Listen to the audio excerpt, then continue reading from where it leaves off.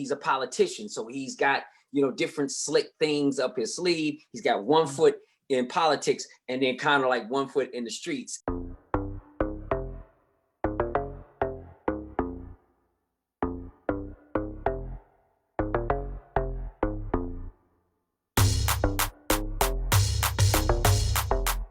For 3 decades, Larenz Tate has gifted us with memorable characters, but he's looking to do more.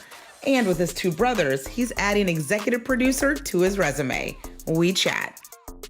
Larenz, when I look at your credits, the thing that really stands out is how consistently you've been working, really since the 90s. I know you started a little bit before then, but we have to go back to 1993 and talk about O-Dog and Menace II Society. Yeah. How did that role come to you, and what made you want to say yes to that film? I know it was your first film. Oh, wow. Yeah, it came to me, through an agent had said, you have a casting for this new movie. And at the time, I was spending my summer vacation in Chicago. We're originally from Chicago. And although we were in LA early on, all of my summers growing up were in Chicago. I never really spent summertime in LA. And when I read the sides, because I didn't really get the script, but I got the breakdown of what character was going to be. And in the description, the character O-Dog was much older. He looked nothing like me in the description, and his presence was not what I looked like. The deck was stacked against me to the point that when I went to the audition for it, everybody looked like they was some straight up, just came home from the pen, you know what I'm saying? So I got to do something a little different. The thing that I always loved about Menace is that it felt far more documentarian of maybe the experience of what was happening post, the Watts riot. And I think that's probably what helped it to become maybe this instant classic. Did you guys kind of think about those things maybe while you were filming or even in the aftermath of the film coming out and the reception that it got? Well, when we were filming this, we were all very young artists, the Hughes brothers who came up with the concept of Menace, and they wanted to tell a story and show a narrative that was more honest and truthful. And we as actors just wanted to, we couldn't believe that we were going to be able to tell a story the way we knew it was really going on. We kind of knew. It's nice to be able to have people that look like us, the same age, the same sort of mindset to tell the story in its most authentic form. As big of a character and as big of a role as that was, it didn't hold you back at all. You have shown us so much range. I mean, the next year you did Inkwell, which you can't get more polar opposite of a character from O-Dog than what you did in Inkwell. And then 40 years from Menace II Society, you give us Love Jones, which again, completely different character.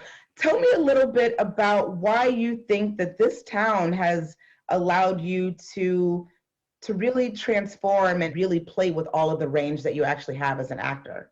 Well, I appreciate that. And yes, it was one of those things that it was a conscious effort, I believe, on my part, because I kind of felt and saw myself as a chameleon. So I never really wanted to be one thing. Again, like I said earlier, from O-Dog, that people can, at least see my range. And I'm glad I did that, because that gave me the opportunity to work with the Hughes brothers for a second time. In my third film, Dead Presidents, I had to fight for them. I had to say, listen, I can be a leading man. I can be a leading man opposite Neil Long and Love Jones. I can play, young Frankie Lyman. I'm able to do it. And I've always tried to push myself. And what I've learned is that I don't have a specialty. Yes, you are a teenage sociopath. You're a soldier. You're Frankie Lyman. You're a poet. There actually isn't something that you can't do, I don't think. That said, has there been an opportunity or a role that you would love to take on that maybe you haven't been able to take on yet because for whatever reason? I mean, there's things that like I'm currently doing, like I playing a politician on, the hit TV show Power, Councilman Tate, a person who, is dealing with this duality of, guy walks into the room, He's, smiling, he's high-fiving, he's giving pounds, he's hugging grandmothers, kissing babies on the forehead, but he's a politician. So he's got, different slick things up his sleeve. He's got one foot in politics and then kind of like one foot in the streets. And I was like, that's kind of cool and different. And, finding projects or, things that will pose some kind of a challenge. That's why when the opportunity for me to play the character Cranston, Zachary Cranston, in my upcoming film, Business Ethics, and the character is someone who is super smart. He graduated at the top of his business school, the smartest guy in the room. And it's interesting because, he works for this big money management firm that goes under. They got some shady dealings going on. And his entire career is altered. It's, the bottom floor has completely been snatched from underneath him, and he has to find a way to build himself back up this corporate financial ladder. And something that has always stuck with him from business school was Ponzi schemes. A Ponzi scheme is fraud. Its essence is deception. You can cheat people out of a lot of money. I'll set you up with $1 million. $2 million. $5 million. And speaking of smart, you don't just star in this movie. Your production company that you have with your brothers produces it. At what point did you guys decide that it was time to develop a production company to start doing your own stuff? Yes, we came on as executive producers of Business Ethics. Taking it a little back further, we decided to come up with our production company over 20 years because again, there was a point in time in Hollywood where I kind of felt like I wasn't getting the scripts that I thought I should, the things that would challenge the kinds of roles that I'd love to sort of tackle were going to people that did not look like me. They weren't going to in. And so, our parents, and again, who's always involved, said, listen, y'all got to stop talking about it and start creating the narrative. And speaking of business ethics, how it came to us, the director, Nick Worm, and his partner, Richard, who is his father, it's a father-son dynamic, which is really cool. Yeah. They wanted help sort of, executive produce this movie that was a short film. And the fact that we're able to release the movie now, we did not foresee a pandemic. No one did in terms of our industry.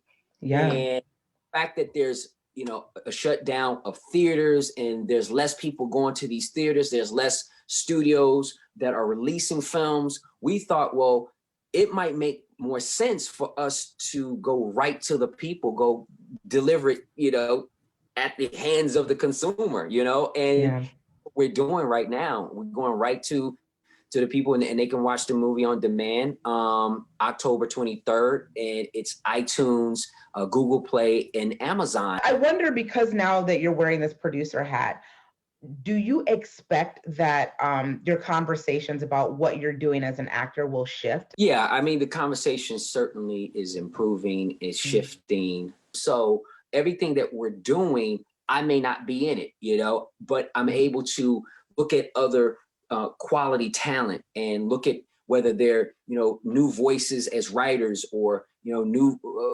perspectives of directors and actors and actresses who will come in on the scene. I mean, we're really about, finding a way to open up that door, create new narratives.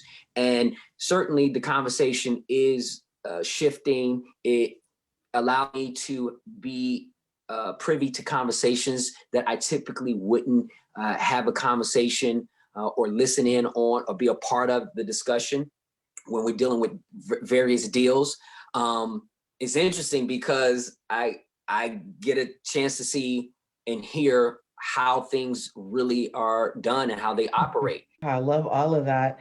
Larenz Tate, it is always great to talk to you. Thank you so much for doing this. I appreciate it. Coming up next on Another Act, Orlando Jones.